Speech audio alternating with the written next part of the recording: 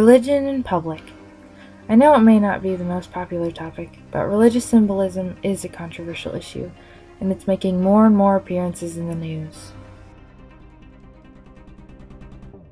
With so many religions and religious symbols in existence today, the question arises if these religious symbols were to be displayed in public places, would they be a violation of the Establishment and Free Exercise clauses of the First Amendment? This was my essential question. So, what are the Establishment and Free Exercise clauses? Good question. The Establishment and Free Exercise clauses say the following: Congress shall make no law respecting an establishment of religion or prohibiting the free exercise thereof. So, what do these religious clauses mean? I'll tell you what they mean.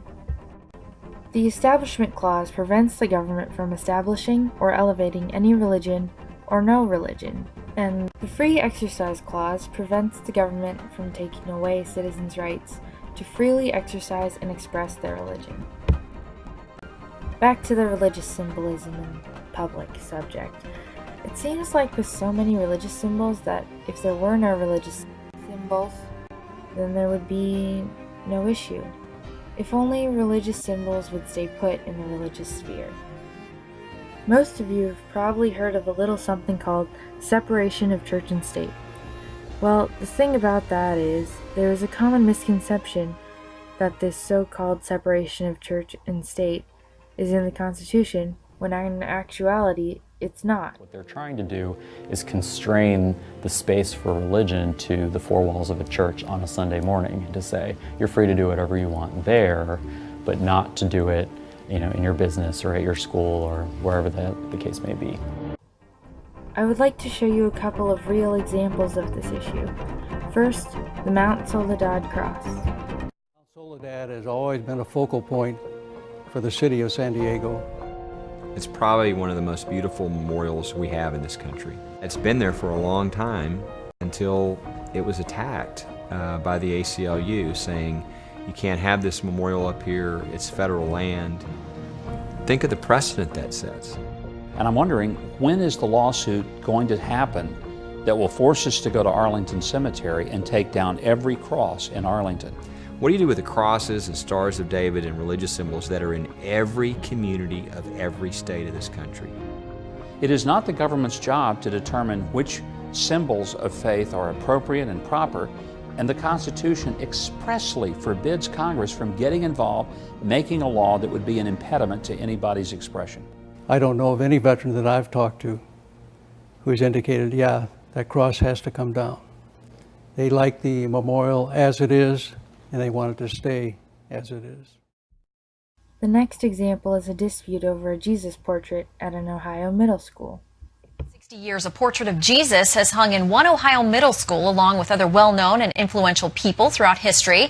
But that may be coming to an end. The Freedom from Religion Foundation and the ACLU say it violates the First Amendment and they want it taken down. What have you been able to tell the school at this point about this demand that the portrait of Jesus has got to go?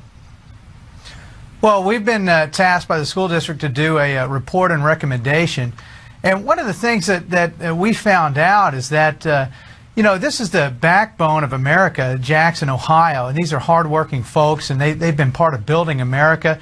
And they sent a lot of people overseas during World War II. And just afterwards, they were experiencing a lot of the hope and looking towards a better future just post World War II. But suddenly, one of the members of the High Y Club, a Christian club there in 1947, who was going to be the valedictorian, Frank Rice, and that was the year the High Y Club put the Jesus portrait up in the school. They hung it up for themselves, and even in subsequent years have taken pictures with it to identify with it with their club. And so I think it's just a shame that the Freedom from Religion Foundation wants to come down and from Wisconsin and go to Jackson, Ohio, and tell them they can't that the High Y Club can't have its Jesus portrait anymore in the hallway. They say that basically a portrait of Jesus in a public school is amounting to a government endorsement of religion. It violates the First Amendment, and there's no way that it can stay. We're in the process of doing our investigation, but I think one thing is pretty clear is that we have in this case the High Y Club, the Christian club that put it up in 1947, And, you know, I think we got to be very careful when it comes to dealing with the free speech rights of the High Y Club and other clubs that may be allowed to be able to put up portraits and posters. You have to be very careful in these situations not to infringe upon their free speech rights and their religious liberty rights as well. Now I'd like to take a look at the 1989 Supreme Court case Allegheny versus the ACLU. In this court case, the ACLU claimed that the nativity on display in the Allegheny County Courthouse was a clear violation of the Establishment Clause because it was displayed in a public institution, and it was a clear endorsement of religion. The menorah and the Christmas tree on display outside the courthouse were found not to be a violation of the Establishment Clause because of the location of those displays. The court ruled in favor of the ACLU in a 5-4 decision. The acknowledgement that a religion exists is okay, just so long as it's not an endorsement of that religion. So, to restate the question, do religious symbols in public places violate the Establishment and Free Exercise Clauses of the First Amendment? There are two answers to this question, yes or no. Organizations such as the American Civil Liberties Union and the Freedom from Religion Foundation would argue yes, it is a violation.